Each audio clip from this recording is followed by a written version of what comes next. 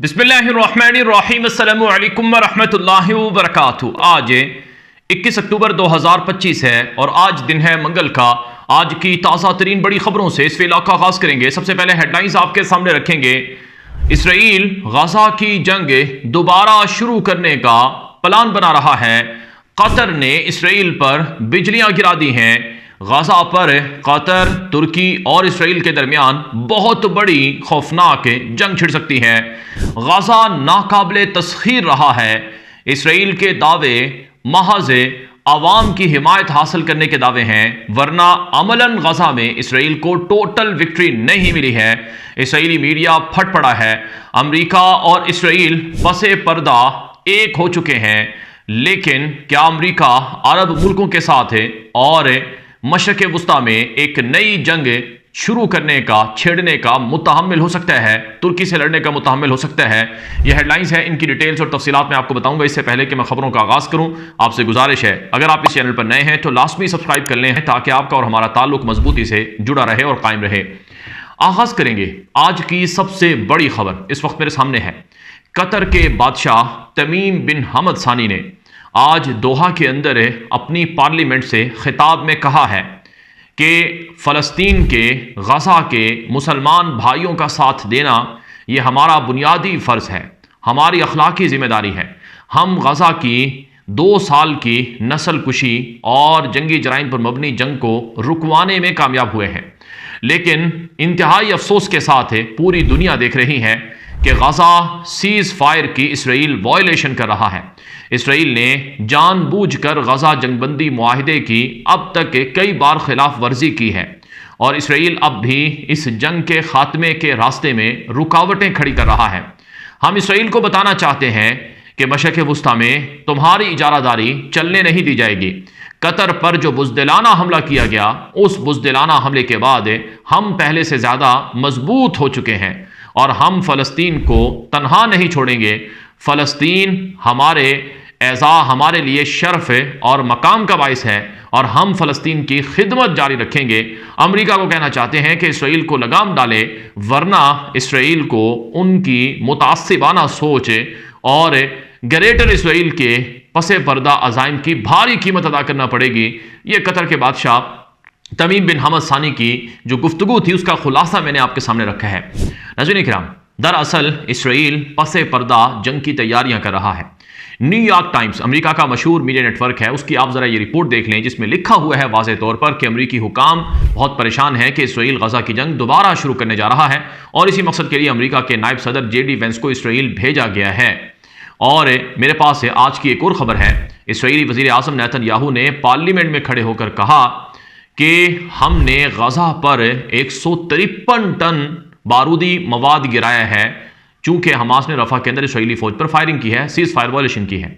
यानी आप तसव्वुर करें कि गाज़ा में अमरीकी सदर ट्रंप गाज़ा की जंग को ख़त्म करने का ऐलान कर चुका है। कतर, तुर्की, मिस्र गारंटर और जामिन के तौर पर ट्रंप के साथ शर्म शेख में मुआहिदे पर दस्तखत कर चुके हैं, लेकिन उसके बावजूद इसराइली वज़ीर आज़म फ़ख्रिया बता रहा है कि हमने गाज़ा पर 153 टन बारूदी बम गिराया है, बारूदी मवाद गिराया है, बम गिराए हैं।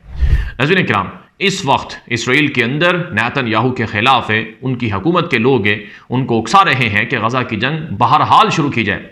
चुनांचे यदीओ ताहरानोत इसराइली अखबार ने लिखा है कि जो इसराइल के रिजर्व फौजी हैं उनको दोबारा बुलाया जा रहा है और उनके लिए नए अहकाम जारी किए गए हैं और इसराइली रिजर्व फौजियों को कहा गया है कि जब आपको दोबारा बुलाया जाएगा या आपको फौज में दोबारा शामिल होने का कहा जाएगा, आपको ड्यूटियों पर बुलाया जाएगा, इस बारे में आप सोशल मीडिया पर कोई बात नहीं कर सकते हैं, वरना इसकी कीमत अदा करना पड़ेगी। नाज़रीन किराम, इस वक्त मेरे सामने इसराइल के कई अखबारात की, कई मीडिया की ये रिपोर्ट्स मौजूद हैं जिनसे बात वाज़े होती है कि इसराइल गाज़ा जंग को ख़त्म करके दोबारा जंग छेड़ना चाहता है। मसलन N12 की ये रिपोर्ट आप ज़रा देखें, जिसमें लिखा हुआ है कि ये जो हंगामी दौरा अमेरिका के नायब सदर का इसराइल का हुआ है, ये दरअसल सीज़ फायर वायलेशन और जंग दोबारा शुरू होने के ख़तरात की वजह से सामने आया है। इसके अलावा नाज़रीन किराम, ज़रा ये एक और मजमून है इस वक्त मेरे सामने, जिसमें वाज़े तौर पर लिखा गया है कि गाज़ा की जंग में इसराइल को अमरीकी सदर ट्रंप की तरफ से सपोर्ट नहीं दी गई है और अमरीकी सदर ट्रंप ने जो मंसूबा बनाया है, ये मंसूबा इसराइल के लिए बहुत नुकसानदेह है। इजराइल हायोम की रिपोर्ट है जिसमें कहा गया है कि the abduction of Israelis is no normalised, कि इसराइली शहरियों को अगवा करना, उन्हें कैदी बनाना अब ये एक आम मामूलाती बात बन गई है। इस तफसीली रिपोर्ट के अंदर जो इसराइल का इस मजमून का मुसन्निफ है एरियल बोल्स्टेन का जो तज्जिया इसमें लिखा है उसमें ये बात वाज़ेह तौर पर कही गई है कि हमास अभी भी ख़त्म नहीं हुई है, वो गज़ा के अंदर मौजूद है। इसराइली कैदी जो रिहा हुए हैं उनकी सज़ा हमास को नहीं दी गई है, और ट्रंप ने जो मुआहिदा किया इस मुआहिदे से हमास को फ़ायदा हुआ है, इसराइल को कोई फ़ायदा नहीं हुआ। उल्टा हमास को बगैर सज़ा दिए बगैर ही जंग को ख़त्म करवा दिया गया है। ये नाकाबिले कबूल है। ये इस रिपोर्ट का दी इजराइल हायोम के अंदर छपने वाली रिपोर्ट का खुलासा मैंने आपके सामने रखा है। इसके अलावा नाज़रीन इकराम एक और बड़ी खबर है, और ये C14 जो कि इसराइल का मशहूर मीडिया नेटवर्क है उस पर छपने वाली एक तफसीली रिपोर्ट है। मैं इस रिपोर्ट को आपके सामने रखूंगा जिससे आपको गज़ा की सूरत हाल समझने का मौका मिलेगा। इस रिपोर्ट का जो रिपोर्टर है उसका नाम है हलील बिटून रोजोन, ये इसराइल का सहाफ़ी है। इसने ये जो रिपोर्ट लिखी है उसमें लिखा है कि इंटेलिजेंस रिपोर्ट्स की बुनियाद पर इसराइल ने 2 साल की जंग के बाद जो रिपोर्ट सामने आई है उसमें ये बात पता चली है कि दहशतगर्द तंजीम हमास को शदीद नुकसान पहुंचा तो है और हमास कमज़ोर तो हुई है, ख़ासकर उसकी जो टॉप लीडरशिप थी वो ख़त्म हुई है, लेकिन अब भी हमास के पास हज़ारों जंगजू, सैकड़ों रॉकेट्स और निस्फ तादाद से भी ज़ायद सुरंगें मौजूद हैं। इस रिपोर्ट के जो अहम नुकात हैं वो मैं आप सामने रखूँगा कि हमास की फ़ौजी शाख में तकरीबन 20,000 से ज़ायद जंगजू हैं, जिनके 6 ब्रिगेड्स और 24 बटालियन हैं, और यह मुख्तलिफ सतहों पर काम कर रही है। अब भी असलहा और उसके ज़खायर, सुरंगें, कमांड और कंट्रोल का जो नुकसान है, ये जो मुख्तलिफ तरह का इसराइल ने पहुंचाया है उसको रिपेयर किया जा रहा है। इस रिपोर्ट में यह भी दावा किया गया है कि गज़ा की गलियों में अवामी हिमायत में अगरचे वाज़ी कमी देखी गई है, लेकिन हमास दोबारा अपनी बहाली के लिए कोशां है। और इस रिपोर्ट में यह भी लिखा गया है कि इसराइल की हुकूमत ने जिस टोटल विक्ट्री का ऐलान किया है वो टोटल विक्ट्री हासिल ही नहीं हुई है। इसी तरह से नाज़रीन इकराम ये ज़रा आप मारिफ की रिपोर्ट देख लें। ये तो मैंने C14 की रिपोर्ट बताई थी आपको, अभी ज़रा मारिफ की रिपोर्ट देखें जिसका उन्वान कुछ यूँ है कि Hamas complete victory, the formation of the technocrat government in Gaza, के जो गज़ा के अंदर पोस्ट वार हुकूमत बन रही है जो कि टेक्नोक्रेट गवर्नमेंट है ट्रंप के प्लान के मुताबिक, उसमें हमास की भी शमूलियत है, वो इस रिपोर्ट में बताया गया है। और इस रिपोर्ट में नेतन्याहू की हुकूमत पर तनकीद करते हुए कहा गया है कि नेतन्याहू जिस चीज़ को मुकम्मल फतह बता रहा था वो तो इसराइल की मुकम्मल फतह ना हुई, वो तो हमास की फतह हुई है कि वो गवर्नमेंट में फिर भी किसी न किसी अंदाज में मौजूद है। दूसरी तरफ नाज़रीन इकराम इस वक्त जो कतर और तुर्की की इमदादी टीमें हैं वो गज़ा के अंदर मौजूद हैं, लेकिन यहाँ पर एक और बड़ी खबर सामने आ रही है कि इसराइल कतर और तुर्की को गज़ा के अंदर से निकालने के लिए पूरा जोर लगा रहा है। अमेरिका को इसराइली हुकूमत ने पैगाम भेजा है कि कतर का गज़ा में आना हमें कबूल नहीं है। कतर हमारा दुश्मन है और तुर्की भी हमारा दुश्मन है, हम इन दोनों को किसी भी सूरत गज़ा नहीं आने दे सकते हैं। ये दोनों 7 अक्टूबर के किसी न किसी अंदाज में जिम्मेदार हैं और उन्होंने हमास की हिमायत की थी, ये इसराइल की तरफ से कहा जा रहा है। अब इतलात ये हैं कि कतर और तुर्की अमेरिका के सामने डट गए हैं। अमेरिकी सदर ट्रंप को वाज़ेह पैगाम भेजे गए हैं कतर और तुर्की की तरफ से कि अगर इसराइल ने हठधर्मी ना छोड़ी तो फिर नताइज बड़े संगीन होंगे, यानी अगर जंग दोबारा शुरू की तो फिर तुर्की भी और कतर भी इसराइल से लड़ेगा। इसके साथ साथ नाज़रीन इकराम एक और खबर यह आई है कि गज़ा में जंगबंदी मुआहदे पर इसराइल फुली अमल नहीं कर रहा है। सिर्फ 1000 से भी कम इमदादी सामान की गाड़ियाँ गज़ा में दाखिल होने दी गई हैं।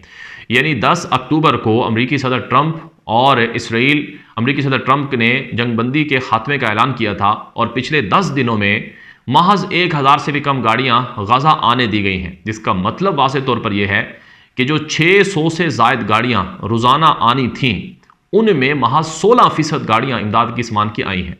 अब कौन जंगबंदी की मुआहदे की खिलाफ वर्जी कर रहा है? इसराइल के सारे कैदी छूट चुके हैं, उनकी डेड बॉडीज उनके हवाले हो रही हैं, लेकिन इसराइल कह रहा है कि जंगबंदी की मुआहदे की खिलाफ वर्जी हमास कर रहा है, इसलिए हमने इमदादी सामान की गाड़ियों को, ट्रकों को आने नहीं दिया जा रहा है।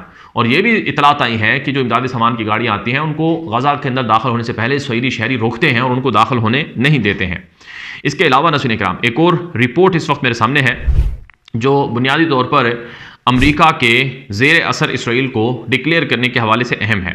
रिपोर्ट का उन्वान कुछ यूँ है कि देखिए किस तरह इसराइल अमेरिका के माताहती में आ चुका है। अमेरिका की 51वीं स्टेट इसराइल बन चुका है। ये इसराइल हायोम के इस रिपोर्ट में लिखा गया है और इस रिपोर्ट में कहा गया है कि ट्रंप जहां इसराइल की बातें मानता है वहीं इसराइल को अपने ऑर्डर्स के नीचे भी लाता है। अब इसराइल खुद मुख्तारी से फैसले नहीं कर सकता है। इसराइल ने गजा की जंग दोबारा शुरू करने की कोशिश की है लेकिन ट्रंप इसे रोक रहा है। इसराइल ने ईरान के साथ जंग बंद ना करने का फैसला किया था। आखिरी वक्त में जब इसराइल के हमले ईरान पर हो रहे थे तो ट्रंप ने उसे रोक दिया और कतर से भी ट्रंप ने इसराइल को माफ़ी मंगवाई और इसके अलावा तुर्की और कतर को भी गजा में शामिल कर दिया। ये वो सारी चीज़ें हैं जो इसराइल के मुस्तकबिल के लिए ख़तरनाक हैं। अब अमेरिका के साथ दोस्ताना ताल्लुकात को रिव्यू करना होगा, ये इस रिपोर्ट में लिखा गया है। भारत में अब तक की कुछ ताज़ा अपडेट्स थी, मालूमात थी जो अब तक पहुंचाई गई हैं। मज़ीद तफसीलात भी आती रहेंगी। आप हमारे यूट्यूब चैनल को सब्सक्राइब कर लें, आगे नशर कर लें ताकि आपको तमाम अपडेट्स मिलती रहें। इजाज़त दीजिए। अस्सलाम वालेकुम रहमतुल्लाहि व बरकातुहू।